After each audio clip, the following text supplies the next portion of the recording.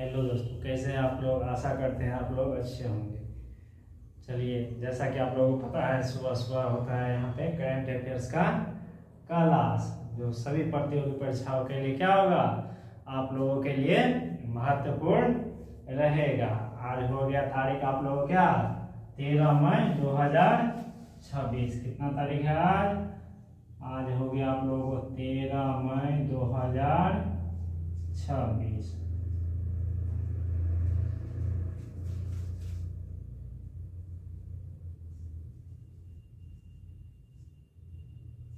तेरह मई 2026। कितना तारीख हो गया आज?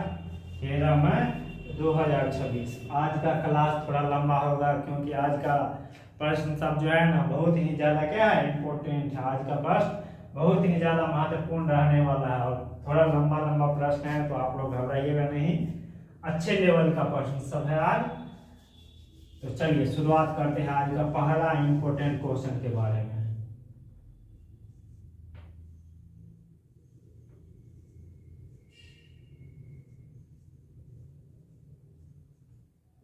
डेली करंट अफेयर्स, ठीक है। चलिए आइए जानते हैं पहला question.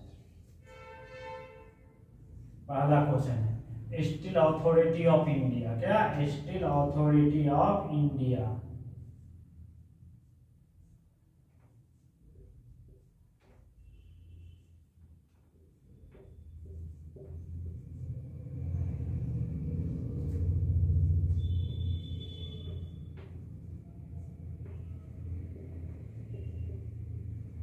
Steel Authority of India जिसे क्या कहते हैं, जिसे कहा जाता है सेल। क्या कहा जाता है इसे शॉर्टकट में? सेल।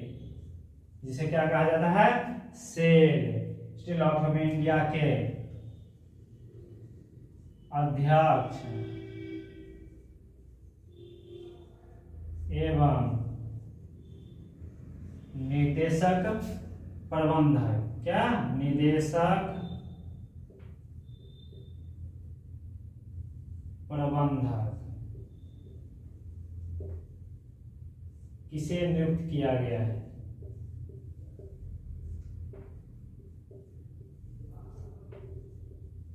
किसे नियुक्त किया गया है?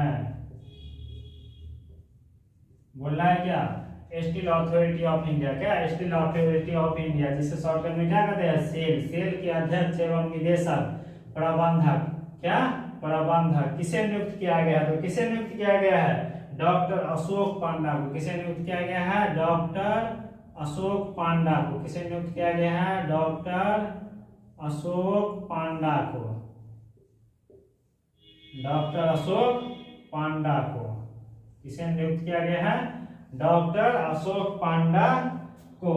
आइए बात आई सेल के, तो जब ये कोई नया अध्यक्ष या कोई सीईओ बनता है इसका, तो उससे संदर्भित प्रश्न भी परीक्षा में पूछे जाने की संभावना रहती है। तो आइए जानते हैं इसके अन्य तथ्य के बारे में।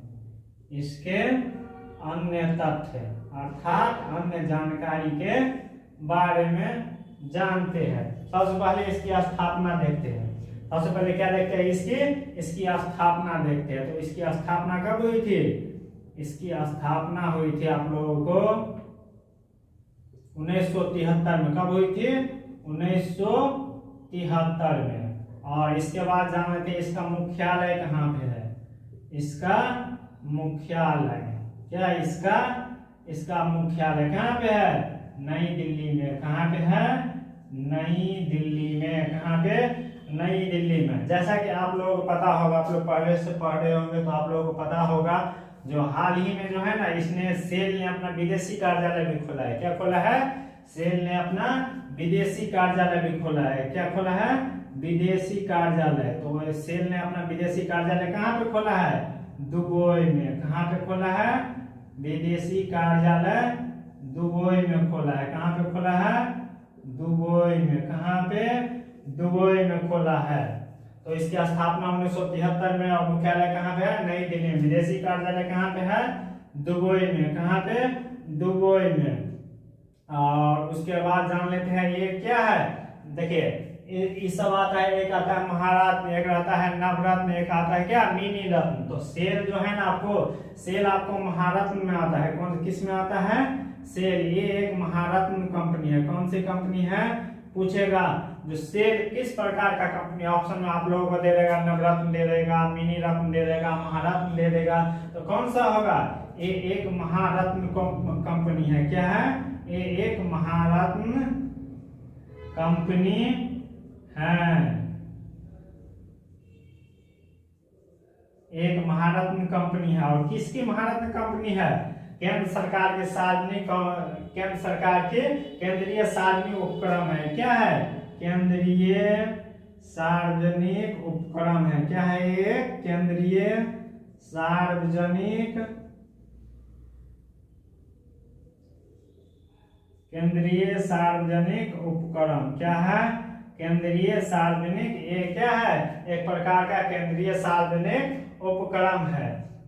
और इसे ग्रेट पैलेस टू वर्क का दर्जा दिया गया है। ग्रेट पैलेस टू वर्क अर्थात ग्रेट पैलेस टू वर्क उसे कहते हैं जहां पे काम करने के लिए सबसे अच्छी जगह। क्या? काम करने के लिए सबसे अच्छी जगह। तो ग्रेट पैलेस टू वर्क का भी दर्जा इसे दिया गया है। और तीसरी बार दिया गया है, पहली बार नहीं है। कितनी बार है? लगातार तीसरी बार है। ग्रेट पैलेस टू वर्क का दर्जा भी दिया गया है लगातार तीसरी बार। कितनी बार? लगातार तीसरी बार, लगातार थर्ड बार दिया गया है इसको ग्रेट पैलेस टू वर्क का दर्जा, अर्थात सबसे अच्छी काम करने के लिए सबसे अच्छी जगह का दर्जा। यहाँ पे क्या लिखा है? डॉक्टर अशोक पांडा। क्या लिखा है? डॉक्टर अशोक पांडा। ठीक इसी से मिलता जुलता नाम है ये। क्या? अशोक कुमार लहेरी। क्या नाम है? अशोक कुमार लहेरी। इसी से मिलता जुलता नाम है। जो क्या बना है? नीति आयोग के उपाध्यक्ष। क्या बना है? नीति आयोग के उपाध्यक्ष। आइए ये भी जान लेते हैं आप लोगों को, ये भी जान लेते हैं। क्या बना है? नीति आयोग के उपाध्यक्ष बने हैं। सेम आपको ऑप्शन में ये भी नाम देखने को मिल सकता है, नीति आयोग के उपाध्यक्ष। इसके उपाध्यक्ष नीति आयोग के उपाध्यक्ष कौन बने हैं? अशोक कुमार लहेरी। कौन बने हैं? अशोक कुमार लहेरी।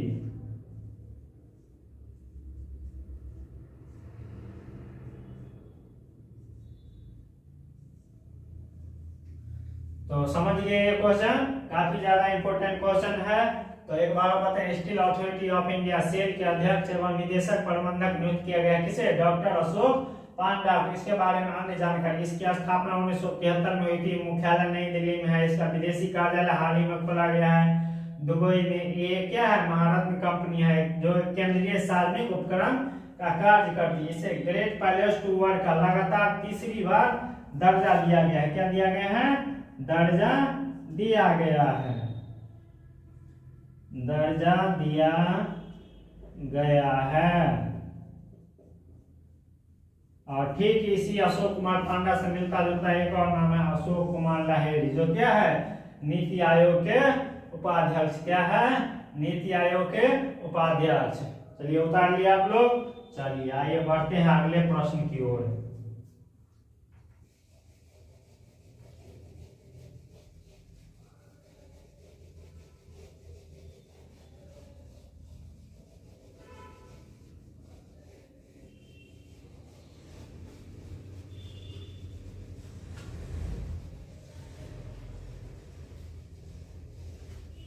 चलिए आइए बढ़ते हैं अगले प्रश्न की ओर।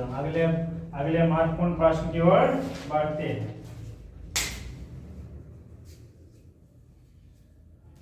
बोल रहा है हाल ही में जो है ना तीरंदाजी विश्व कप का आयोजन हुआ था। किसका आयोजन हुआ था?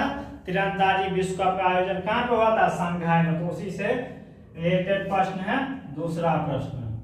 चलिए आइए जानते हैं 2 नंबर प्रश्न। शंघाई में आयोजित तीरंदाजी विश्व कप, शंघाई में आयोजित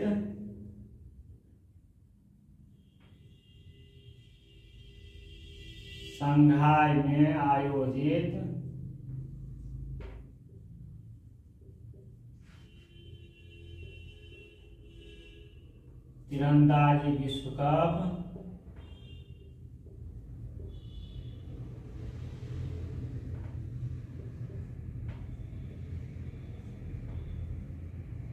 तीरंदाजी विश्व कप में स्वर्ण पदक विजेता देश कौन सा है? स्वर्ण पदक विजेता देश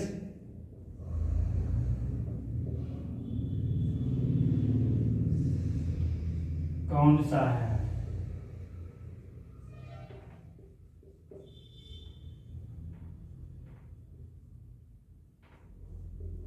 क्या लिखा है? शंघाई में आयोजित तीरंदाजी विश्व कप में स्वर्ण पदक विजेता देश कौन सा है? तो कौन सा है स्वर्ण पदक विजेता देश? भारत। कौन सा देश है?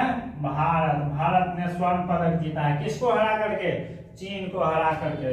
चीन को हरा करके। किसको हरा करके? चीन को हरा करके। तो भारत ने स्वर्ण पदक जीता, तो इसमें हो गया आपको क्या? तो फिर रजत पदक। तो रजत पदक किसने जीता है? जो हारता है उसको क्या कौन सा पदक मिलता है? रजत पदक। तो रजत पदक किसे मिला है? चीन को। किसे मिला है? रजत पदक चीन को मिला है। क्या लिखा है? तीरंदाजी विश्व कप। कौन सा कप है? तीरंदाजी विश्व कप। तो आइए इसका जान लेते हैं। इसका आयोजन भी कहाँ पे हुआ था? लिखा तो प्रश्न में नहीं है, लेकिन फिर भी लिख देते हैं इसका आयोजन। इसका आयोजन कहाँ पे हुआ था? शंघाई चीन में। कहाँ पे? शंघाई चीन में। विश्व कप 2026 के बारे में है। कहाँ पे हुआ था? शंघाई चीन में। कहाँ पे? शंघाई चीन में। आयोजन कहाँ पे हुआ था? शंघाई चीन में हुआ था। चलिए, हो गया, लिख लिया आप लोग। आइए बढ़ते हैं अगले प्रश्न की ओर।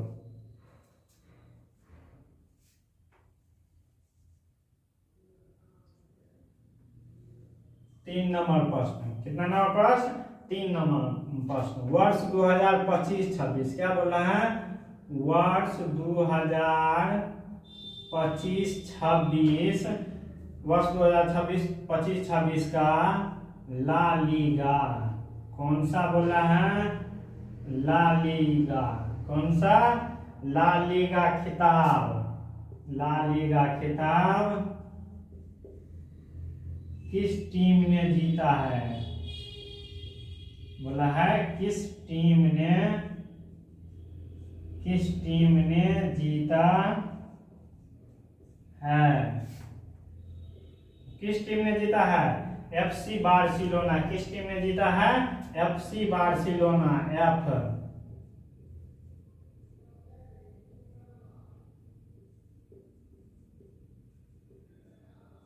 FC Barcelona. किस टीम ने जीता है?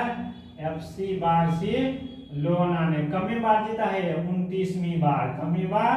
29वीं बार। तो इसमें पूछता है उपविजेता। वैसे तो पूछेगा नहीं, फिर भी जान लीजिए इसका उपविजेता कौन है। इसका उपविजेता कौन है? इसका उपविजेता अर्थात हारने वाला।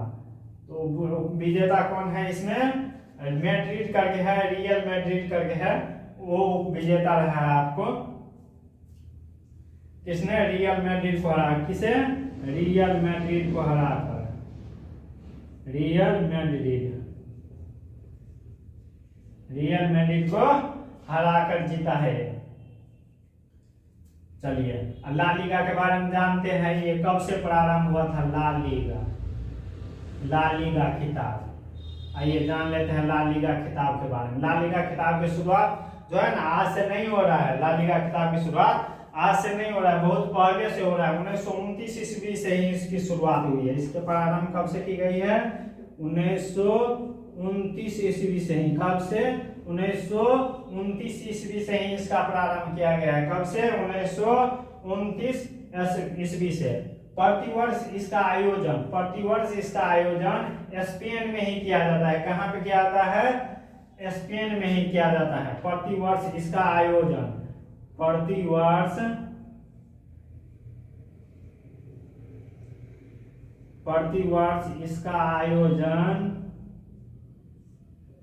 स्पेन में किया जाता है। प्रतिवर्ष इसका आयोजन कहाँ पे किया जाता है? स्पेन में किया जाता है। कहाँ पे? स्पेन में किया जाता है। और ये किस प्रकार का टूर्नामेंट है? ये एक प्रकार का फुटबॉल टूर्नामेंट है। ला लीगा खिताब किस प्रकार का टूर्नामेंट है? ये एक प्रकार का फुटबॉल टूर्नामेंट है। कौन सा टूर्नामेंट है? Football tournament. कौन सा टूर्नामेंट? फुटबॉल टूर्नामेंट है। किस प्रकार का टूर्नामेंट है? फुटबॉल टूर्नामेंट है। तो लिख लीजिए आप लोग, लिख लीजिए, 1 मिनट का समय दे रहे हैं, बस लिख लीजिए जल्दी से।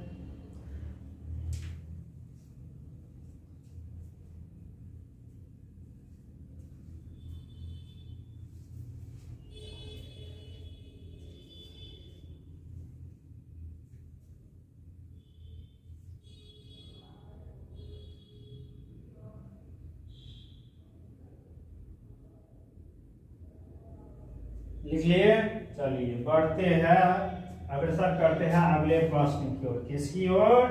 अगले प्रश्न की ओर बढ़ते हैं।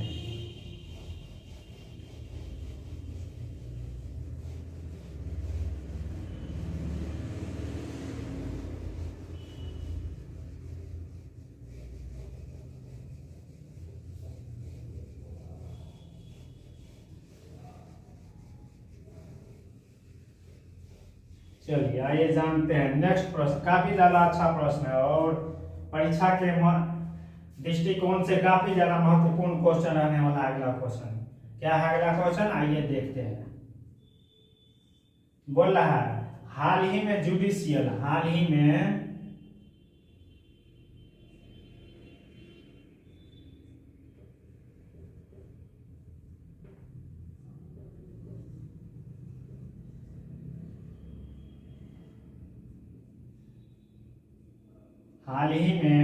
जुडिशियल डिजिटाइजेशन, क्या?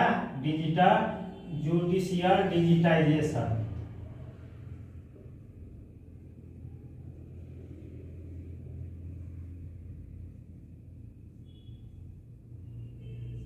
हाल ही में जुडिशियल डिजिटाइजेशन के तहत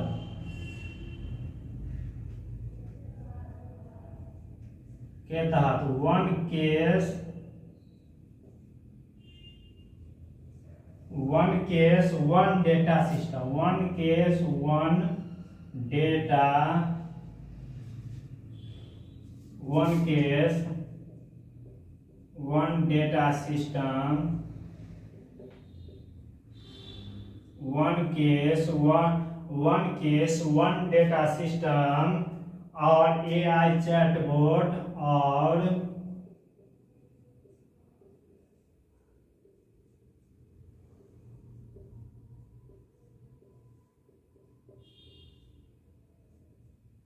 और AI chatbot Susahay, AI chatbot Susahay, क्या? एआई चैटबॉट सुसहाय किसके द्वारा लॉन्च किया गया है? क्या बोला है? एआई चैटबॉट सुसहाय किसने लॉन्च किया है? किसने लॉन्च किया है?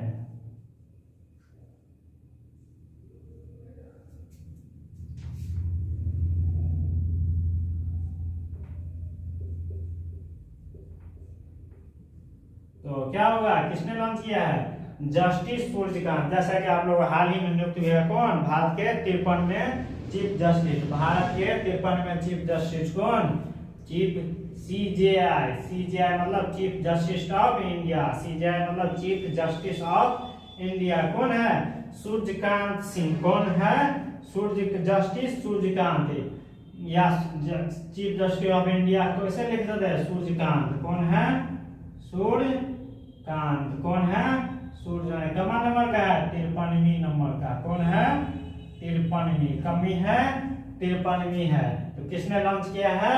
जस्टिस सूर्यकांत ने। किसने लॉन्च किया है? जस्टिस सूर्यकांत ने। यह क्या है? यह एक सुप्रीम कोर्ट का एक पहल है। ये जो आपको दिख रहा है one case one data system और एआई चैटबॉट और क्या? और एआई चैटबॉट। और एआई चैटबॉट कौन सा एआई चैटबॉट? सुसहाय। कौन सा एआई चैटबॉट? सुसहाय। किसने लॉन्च किया है? तो चीफ जस्टिस ऑफ इंडिया कौन? सूर्यकांत। कौन? सूर्यकांत। सुसहाय। सुसहाय क्या है? यह एक एआई चैटबॉट। पूछे या तो ऐसे पूछ सकते हैं सुसहाय क्या है? तो सुसहाय एक प्रकार क्या है?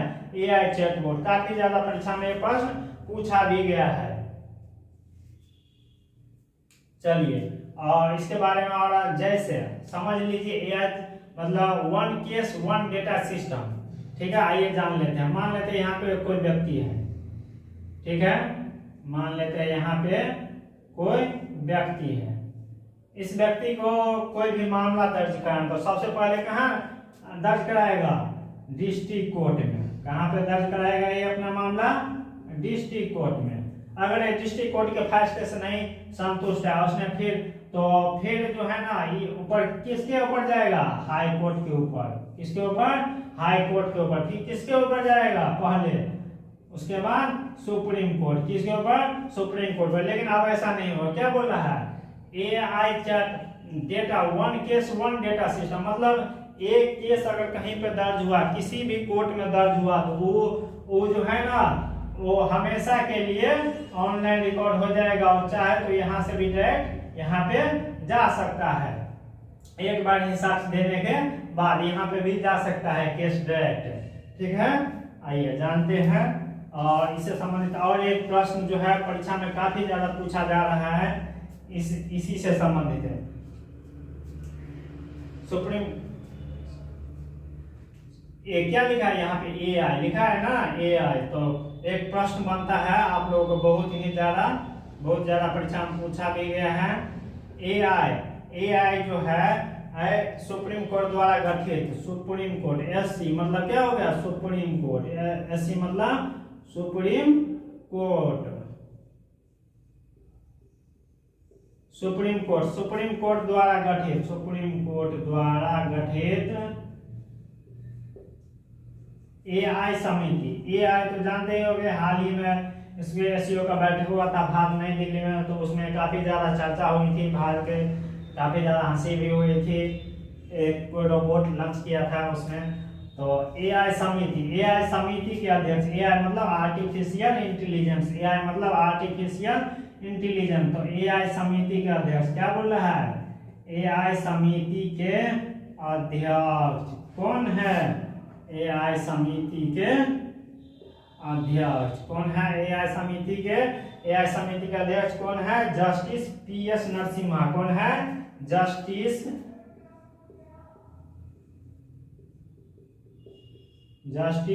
पीएस नरसिम्हा। कौन है? Justice PS Narasimha. तो लिख लिया आप लोग, लिख लीजिए।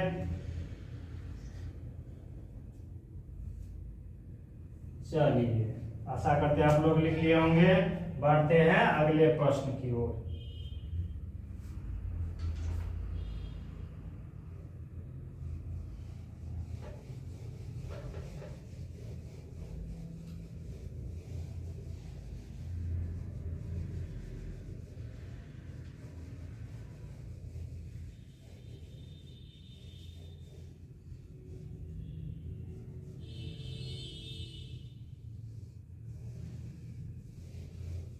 आइए जानते हैं। एक नाम आपने सुना होगा आप लोगों ने, फ्लोरेंस नाइटिंगेल। किसका नाम सुने होंगे? Florence Nightingale. तो प्रतिवर्ष जो है ना फ्लोरेंस नाइटिंगेल अवार्ड भी दिया जाता है। क्या दिया जाता है? Florence Nightingale award. तो 2026 में भी दिया जाता है। और ये अवार्ड दिया जाता है प्रत्येक वर्ष। जो है ना इसकी घोषणा होती है 12 मई को। कब होती है इसकी घोषणा? 12 मई को। 12 मई को कौन सा दिवस मनाया जाता है? नर्स दिवस। कौन सा दिवस मनाया जाता है? नर्स दिवस। तो आइए उसी से संबंधित प्रश्न है, आइए जानते हैं।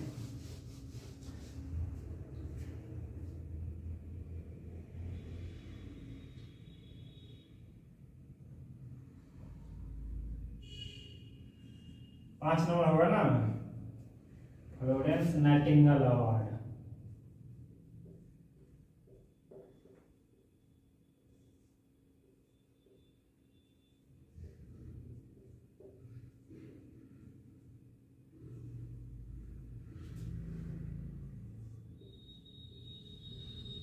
फ्लोरेंस नाइटिंगेल अवार्ड बोला है। फ्लोरेंस नाइटिंगेल अवार्ड कब दिया, मतलब देने की घोषणा कब की जाती है? फ्लोरेंस नाइटिंगेल अवार्ड देने की घोषणा कब किया जाता है? 12 मई को। कब किया जाता है? 12 मई को। प्रति वर्ष 12 मई को फ्लोरेंस नाइटिंगेल अवार्ड देने की घोषणा किया जाता है। प्रति वर्ष फ्लोरेंस नाइटिंगेल अवार्ड देने की घोषणा कब किया जाता है? 12 मई को।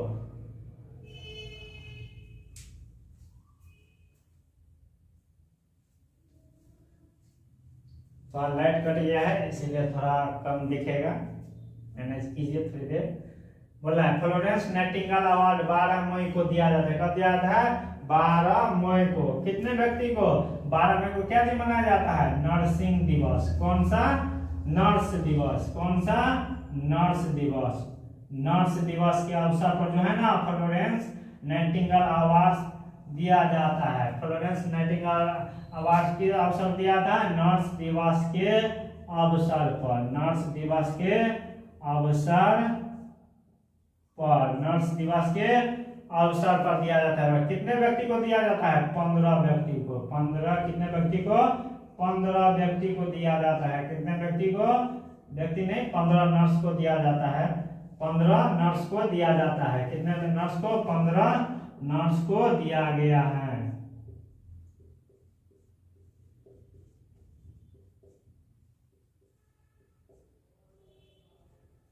15 नर्स को दिया गया है। कौन सा अवार्ड? Florence Nightingale award. कौन सा अवार्ड? Florence Nightingale award. किसके द्वारा दिया जाता है? केंद्रीय स्वास्थ्य मंत्री द्वारा। किसके द्वारा दिया जाता है? केंद्रीय स्वास्थ्य मंत्री द्वारा। यह अवार्ड किसके द्वारा दिया जाता है? केंद्रीय स्वास्थ्य मंत्री द्वारा। किसके द्वारा? केंद्रीय स्वास्थ्य मंत्री के द्वारा यह अवार्ड दिया जाता है।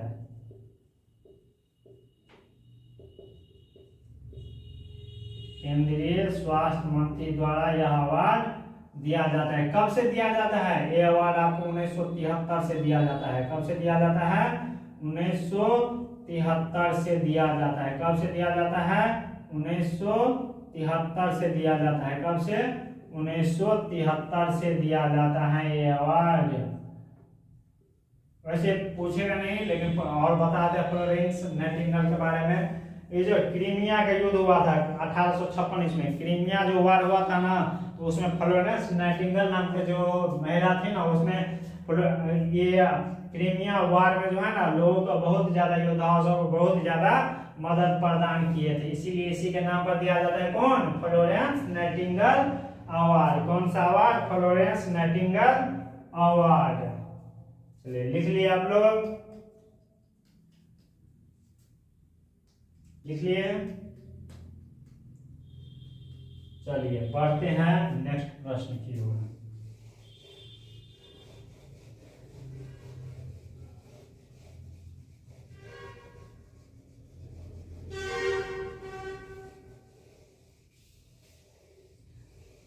थोड़ी लाइट की समस्या आ गई है, लोग थोड़ा मैनेज कीजिए।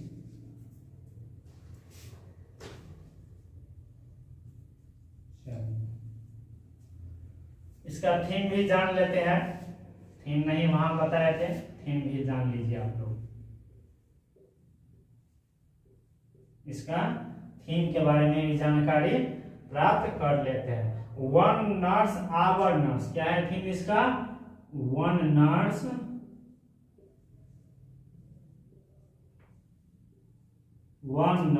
आवर नर्स,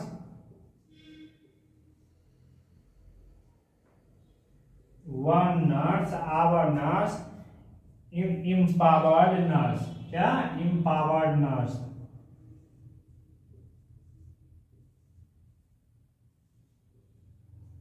इम्पावर्ड नर्स लिखिए इसका theme. One nurse our nurse, empowered nurse. One nurse our nurse, empowered nurse लिख लीजिए आप लोग ये। One nurse our nurse, empowered nurse लिख लिए। चलिए बढ़ते हैं अगले प्रश्न की ओर।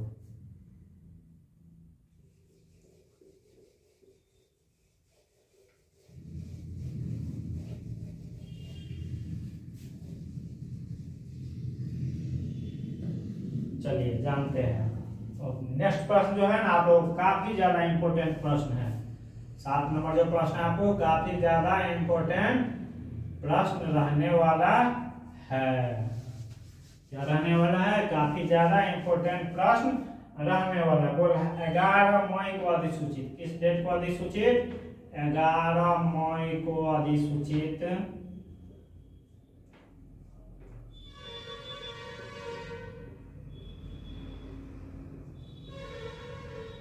11 मई को अधिसूचित विकसित भारत, क्या बोल रहा है? विकसित भारत,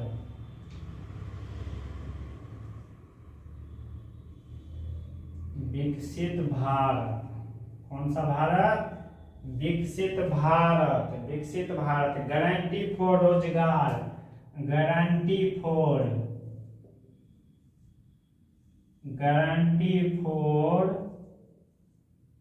रोजगार, गारंटी फॉर रोजगार आजीविका, रोजगार आजीविका, गारंटी फॉर विकसित भारत, विकसित भारत गारंटी फॉर रोजगार आजीविका मिशन ग्रामीण, मिशन ग्रामीण, मिशन ग्रामीण। कितना बड़ा नाम है ये, इसका शॉर्ट नाम भी जान लेते हैं। शॉर्ट नाम से क्या है, ज्यादा परिचित है, VB, VB क्या नाम है? VB जी राम जी, VB जी राम जी, VB जी राम जी, VB जी राम जी अधिनियम, VB ग्रामीण अधिनियम,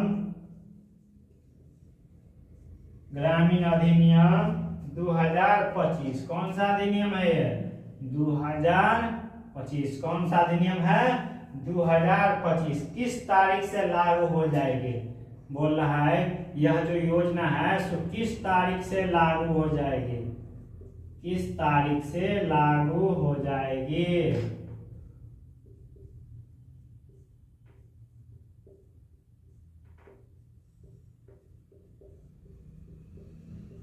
कब से लागू हो जाएगी? 1 जुलाई से। कब से लागू हो जाएगी?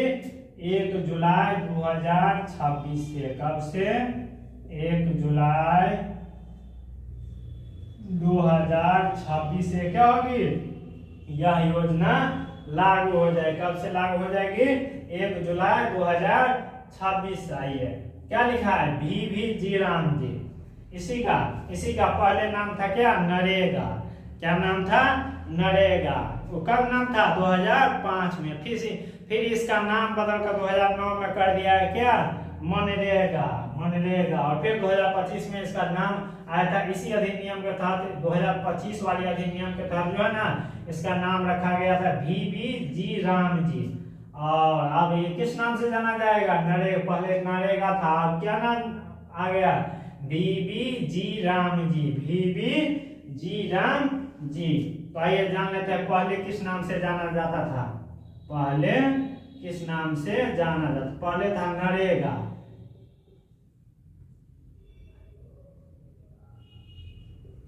नरेगा, नरेगा पहले क्या था? नरेगा एक्ट 2005। पहले कौन सा लागू था? नरेगा एक्ट 2005। ठीक है। फिर इसी का नाम बदलकर क्या कर दिया गया? मनरेगा। क्या कर दिया? इसे आप महात्मा गांधी स्वरूप लग गया। इसमें क्या चीज लग गया? महात्मा गांधी। मनरेगा कब कर दिया गया? 2009 में। और फिर इसका नाम चेंज करके कर दिया गया क्या? VB जी राम जी, VB जी राम, VB जी राम जी योजना। क्या कर दिया गया? VB जी राम जी। क्या कर दिया गया? VB जी राम जी। इसमें जो है ना VB जी राम जी में आपको 125 दिन काम करना है। कितने दिन काम करना है आप लोगों को? इसमें कितने दिन काम करेगा? 125 दिन रोजगार की गारंटी देता है। VB जी राम जी योजना जो है 125 दिन रोजगार की गारंटी, 125 दिन रोजगार की गारंटी, 125 दिन रोजगार की गारंटी। पहले वाली योजना की अपेक्षा इसमें जो है ना कुछ इम्प्रूव किया गया है। क्या किया गया है? इम्प्रूव किया गया। 125 दिन रोजगार की गारंटी तो देगा ही, प्लस में 60 दिन का अवकाश भी देगा। क्या देगा? कृषि के समय 60 दिन का अवकाश। कृषि जैसे अभी धान रोपने का महीना है ना, तो उसमें 60 दिन का अवकाश भी देगा। ठीक है, तो कृषि के समय 60 दिन का अवकाश भी दिया जाएगा। 60 दिन का अवकाश। अवकाश मीन्स क्या होता है? छुट्टी। अवकाश मीन्स छुट्टी। अवकाश मीन्स क्या होता है?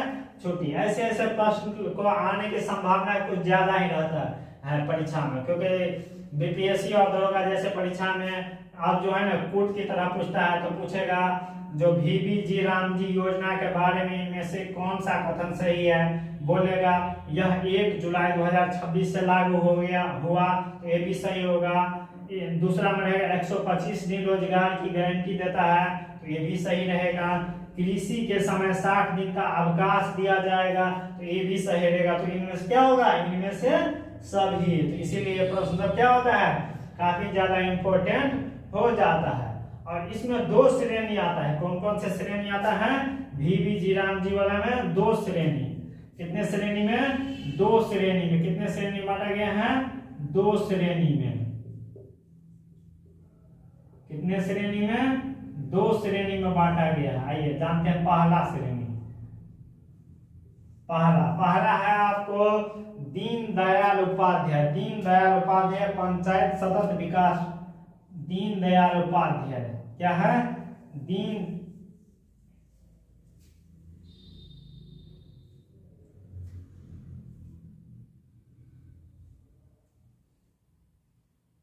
नहीं, इसमें थोड़ा 2 श्रेणी में नहीं दिया है। इसमें 4 क्षेत्र आते हैं। इसमें कितने क्षेत्र आते हैं हमको? इसमें 4 क्षेत्र आते हैं। कितने क्षेत्र आते हैं? यह जो है ना, यह प्राथमिक क्षेत्र, यह 4 प्राथमिक क्षेत्र को चिन्हित करता है। यह कितने? 4 प्राथमिक क्षेत्र को चिन्हित करता है। कितने क्षेत्र? 4 प्राथमिक क्षेत्र को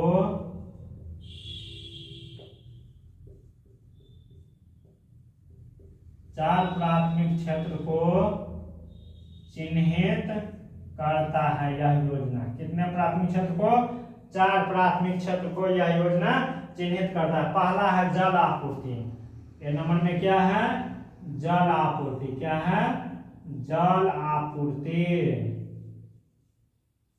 बी में क्या है? दूसरा में आ गया आप लोगों को ग्रामीण अवसंरचना। क्या? ग्रामीण अवसंरचना।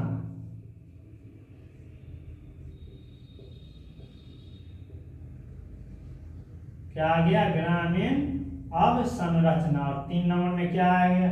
आगे आपको अब आजीविका। क्या? आजीविका।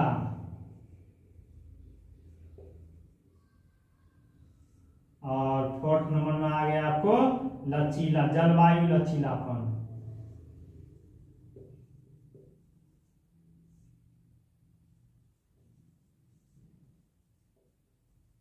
क्या आ गया? जलवायु लचीलापन। कौन सा आ गया? जलवायु लचीलापन। तो जान गया आप लोग? चलिए लिख लीजिए।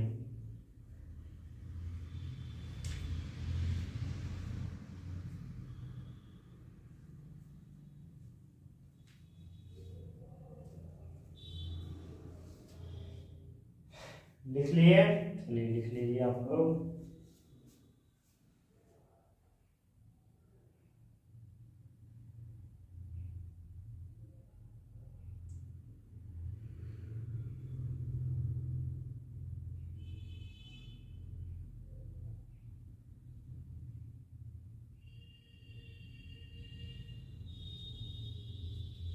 चलिए लिख लिए। और इसमें एक और बात लिख लेते हैं। इसमें कितने फाइनेंशियल ईयर आपको हो गया। फाइनेंशियल ईयर 2025-26 में जो है ना, इस 2026-27 के लिए इसमें कितने राशि का आवंटन किया गया। Financial year plan, financial year plan किसके 2026-27 किस वर्ष के लिए 2026-27 किस वर्ष के लिए 2026-27 के लिए कितना बजट आवंटन किया गया है? बजट आवंटन, बजट का आवंटन किया गया है। आप लोगों को कितना बजट का आवंटन किया गया है तो लिख लेते हैं 95,692 करोड़ रुपया। कितने करोड़ रुपया? 95,692 करोड़ रुपया की राशि इसमें आवंटन की गई है 2026-27 के लिए। फाइनेंशियल ईयर प्लान 2026-27 के लिए है। चलिए बढ़ते हैं अगले प्रश्न की ओर।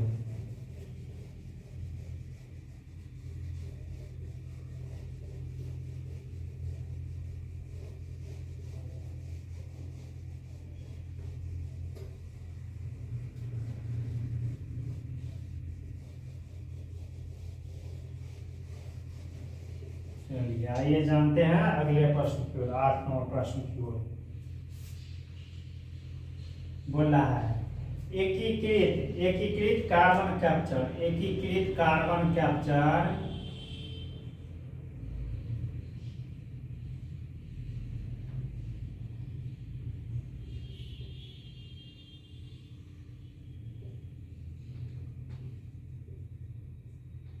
एकीकृत कार्बन कैप्चर क्या है?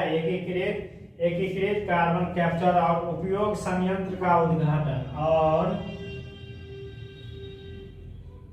उपयोग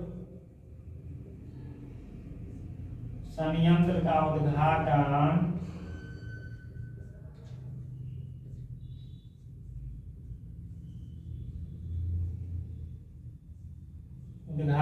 कहाँ किया गया है?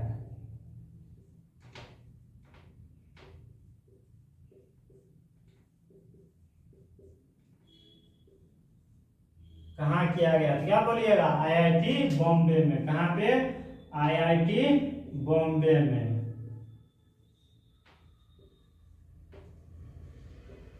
कहाँ पे किया गया है? आईआईटी बॉम्बे में। एकीकृत कार्बन कैप्चर और उपयोग संयंत्र का उद्घाटन कहाँ पे किया गया है? आईआईटी बॉम्बे में। कहाँ पे? आईआईटी बॉम्बे में। चलिए आते हैं अगले प्रश्न की ओर। 9 नंबर प्रश्न। कितने नंबर? 9 नंबर।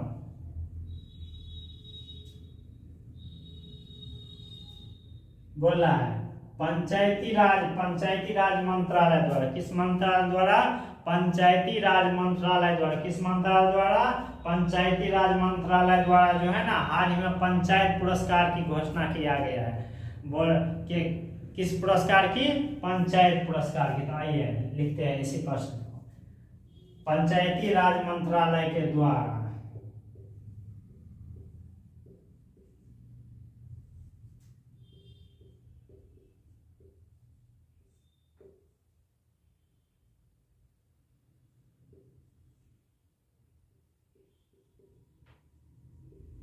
पंचायती राज मंत्रालय के द्वारा, पंचायती या नहीं तो लिख सकते हैं पंचायती राज मंत्रालय के, पंचायती राज मंत्रालय के अनुसार लिख दीजिए। पंचायती राज मंत्रालय के अनुसार, पंचायती राज मंत्रालय के अनुसार 2025 में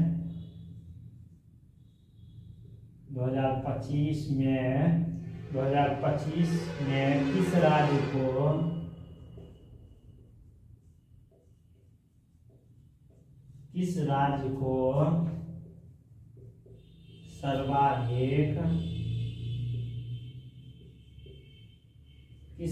सर्वाधिक पंचायत पुरस्कार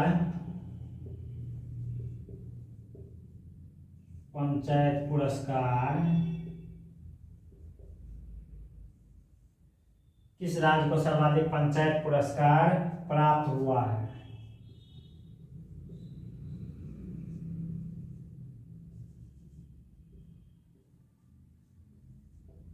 किस राज्य को सर्वाधिक पंचायत पुरस्कार प्राप्त हुआ है? तो किस राज्य को प्राप्त हुआ है? कर्नाटक को। किस राज्य को प्राप्त हुआ है? कर्नाटक राज्य को।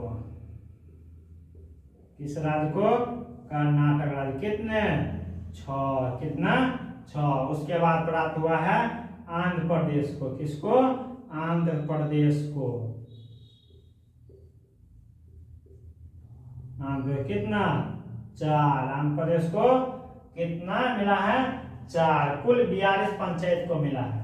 अगर कुल की बात करें कीजिएगा ना तो कुल 42 पंचायत को मिला है। कितना पड़ा? कुल 42 पंचायत को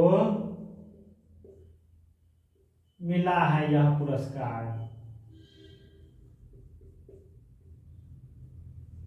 कुल 42 पंचायत को यह पुरस्कार दिया गया है। चलिए, तो अगर कहीं पे कोई परेशानी हो तो आप लोग वीडियो कमेंट बॉक्स में सजेशन दे सकते हैं।